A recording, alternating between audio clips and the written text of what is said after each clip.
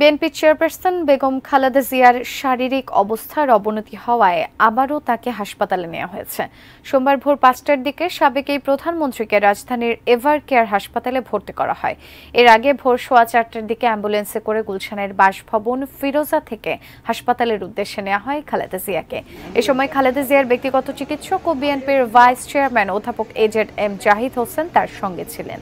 তিনি জানান, হৃদরোগ বিশেষজ্ঞ অধ্যাপক শাহাবুদ্দিন তালুকদারের নেতৃত্বে বিশেষজ্ঞ চিকিৎসকদের অধীনে ভর্তি করা হয়েছে বিএনপি চেয়ারপারসনকে। এভার কেয়ার হাসপাতালে ১১ দিন চিকিৎসা নেওয়ার পর গত ২ জুলাই বাসায় ফেরেন তিনি।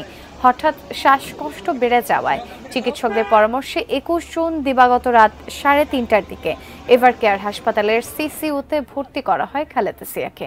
২৩ জুন তার হৃদযন্ত্রে পেসমেকার বসানো হয়।